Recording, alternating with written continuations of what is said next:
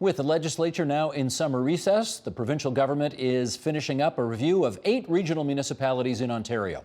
For Mississauga, the review represents a chance to realize a long-standing desire to break free from Peel Region and strike a path as a standalone city. Bonnie Crombie is in her second term as Mayor of Mississauga, and she joins us now to make her city's case. Welcome, Your Worship. Thank you, Steve. Thanks for having me on. Just before we start the interview, I thought we'd do just a little voiceover here to put the background in place so everybody knows what we're talking about. So Sheldon, if you would, let's roll this and remind everybody that Peel Region was created in 1974 by Premier Bill Davis's government. Peel is made up of the municipalities of Brampton, Caledon, and Mississauga. The idea was to make things more efficient by providing common services such as policing to a larger area.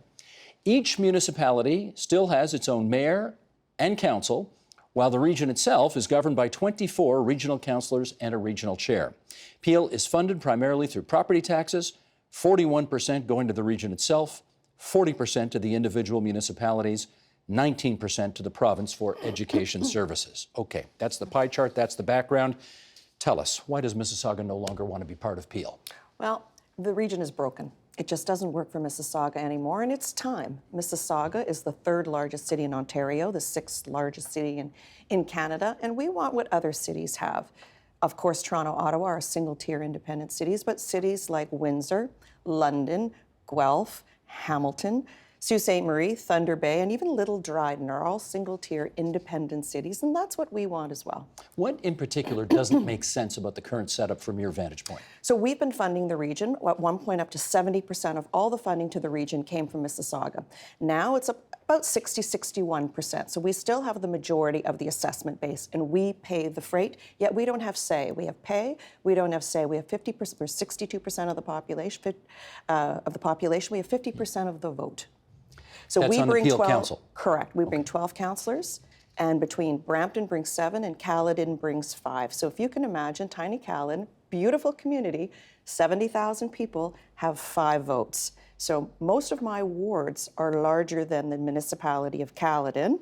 So the weight of their vote is 4 times the weight of any Mississauga councillor. So the representation is broken, the funding model is broken, but also it's more than that. I think Mississauga has proven that we're fiscally responsible, we can govern our own affairs, and we want the ability to control our own destiny. This is also about decision making.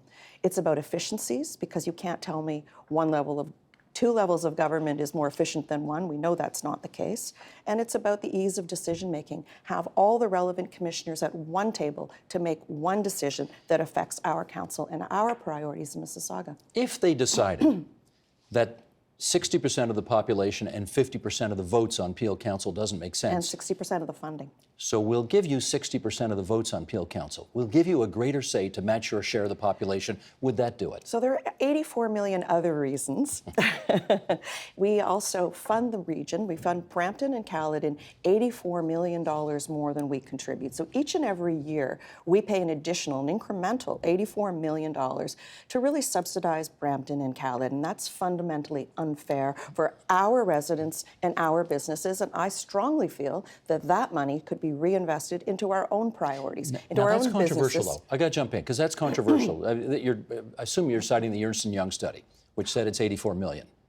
But there was a Deloitte study before that which said it's the other way around, actually. No, it didn't say that. And in fact, they said in a dissolution, Mississauga would be better off because we have the strongest financial metrics, because we have the strongest assessment base.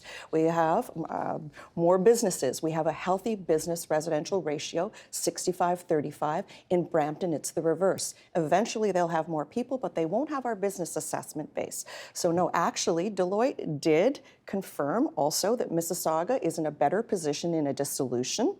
However, the assumptions of the Deloitte report were to make a business case for retaining the status quo. So that's what they attempted to do.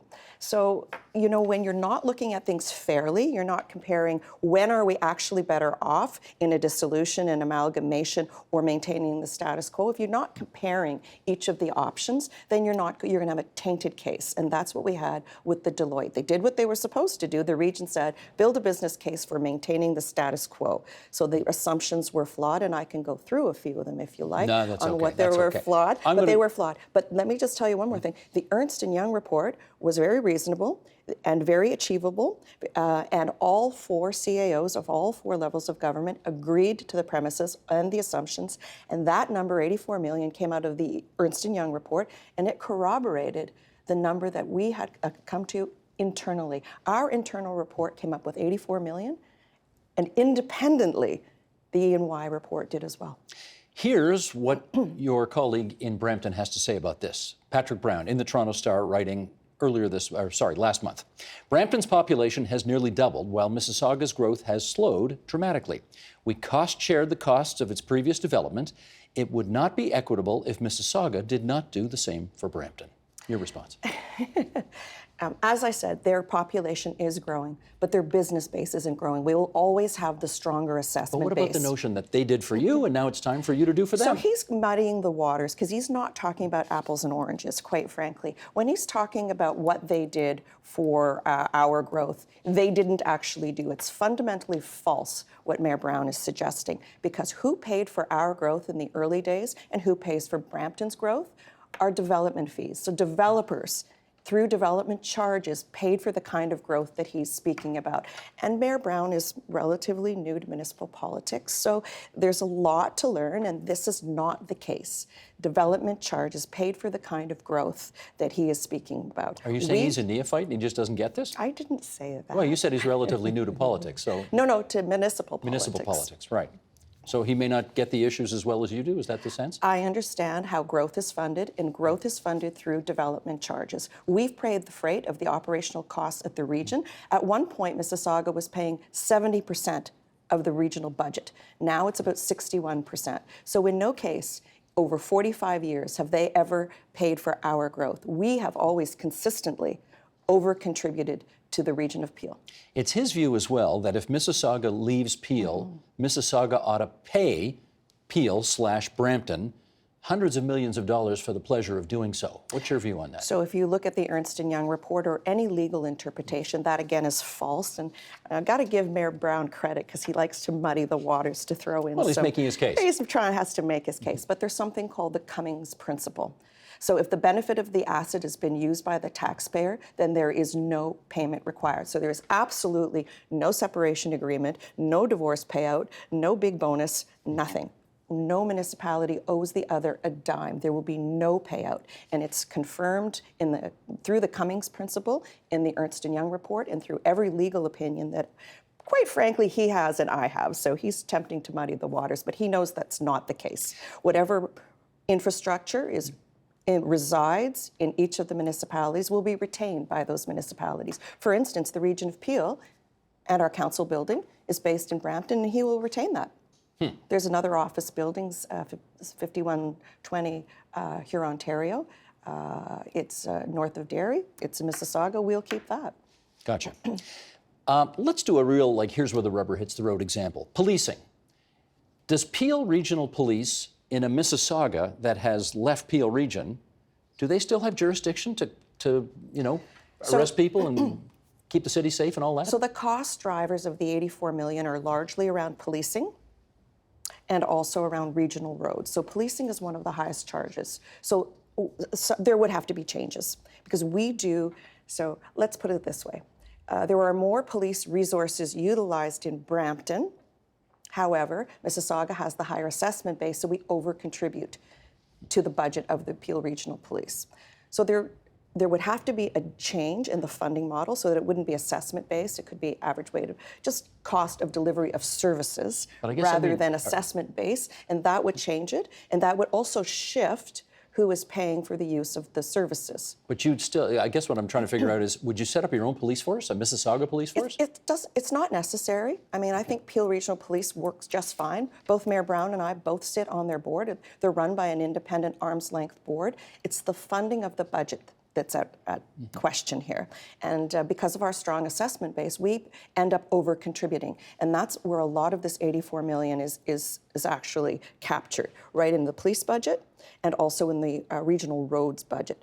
And then there's also all the duplication at the region of Peel, including planning and double decision-making, legal clerks, et cetera. There's a lot of duplication at the region of Peel. So those were some of the costs are. But Peel Regional Police is the largest cost driver in the 84 million. What about fire and ambulances? Are those also combined services that you'd have to negotiate? So fire and emergency services are retained by the municipality. I have my own and he has his own. Okay. Paramedics, I believe our Premier has his own plans for paramedics. Well, since you brought up the Premier, let's go there right now. Because ultimately, at the end of the day, it's his decision, right? That's correct. It's Premier Ford's decision. And he's put these fact finders in place to essentially survey all of the 8 regional municipalities that are under consideration right now for some kind of municipal reform. If the Premier decides, in his wisdom, that it's best to leave things as is, can you live with that? I think a lot of changes would have to be made, including the representation at Peel Regional Council. The way that the police budget is funded would have to be changed. Regional roads would have to be changed. No, I mean, there's a lot more at stake here than just the money, let me say, because changes could be made perhaps to accommodate Mississauga. It's also about controlling your own destiny, having the ability to make your own decisions, not having to approve development decisions at our own council, then having to go to regional council, have their legal department bless the decision, have Mayor Brown and Mayor Thompson bless our planning decisions, with all that duplication of planning exercises, and we don't share the same priorities. Let's be clear. I'm a mature city with mature infrastructure issues. Mayor Brown, Brampton is beautiful, but they still have greenfield. They're still building out. They're at a different stage in their development. And Caledon, rural, pastoral, beautiful municipality, but much smaller. And we're not aligned in our priorities or in our stage of growth and development. So there is internal conflict with respect to share of the pie, shall we say, and our priorities. So our priorities differ from theirs. It's about controlling those decisions and not having them to be blessed by 2 other municipalities. Have you talked to Doug Ford about this?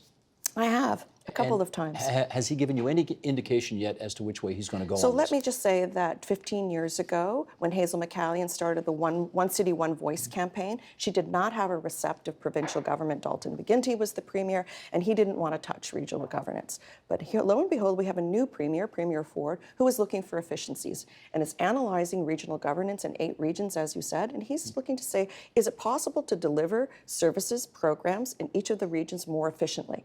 Some of the regions have said, we'd like to amalgamate because it serves our purposes. We're tiny towns and hamlets, so we can pool together and there would be economies of scale, and we understand that. There are other regions who have said, leave us alone, things work just fine. Then there's our region, and Mississauga has said, this does not work for us. It is broken. We are the 3rd largest city in Ontario. We shouldn't have to go to another level of government, which is cost and duplication, for approval of our developments and approval of the agenda up at the region of Peel. We want the ability to control our own destiny and make those own decisions. We have our own identity. It's a matter of civic pride as well as a matter of $84 million each and every year, even notwithstanding transition costs, which they both reports estimate to be for Mississauga about $40 million. That could be $20 million a year over 2 years. $84 million is each and every year that we gain. Mayor Crombie, we thank you for putting your point on the record here and making the 3-hour drive from Mississauga to Toronto to be here at our studios. It didn't take 3 hours, but how long did it take? Oh, about 45 minutes. That's not bad, That's not actually. Too bad, Not actually. too You got to praise Mayor Tory. I think he's making a lot of progress. He'll be happy to hear that. Bonnie Crombie, the Mayor of Mississauga. Thanks. Thank you. The Agenda with Steve Bacon is brought to you by the Chartered Professional Accountants of Ontario, helping businesses stay on the right side of change with strategic thinking, insightful decisions, and business leadership. Are you on the right side of change? Ask an Ontario CPA.